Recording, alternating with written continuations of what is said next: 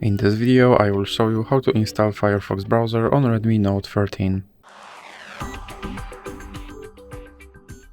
So you have to start by opening your Google Play Store, then click on search bar and type in Firefox. Now you can click install.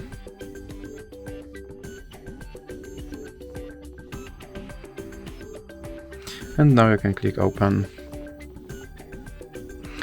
And here you can choose your default browser, or you can just click cancel. Now you can add Firefox widget, or you can click not now. Here you can sign in, or you can click not now again, and you can turn notifications from this browser, or you can click not now.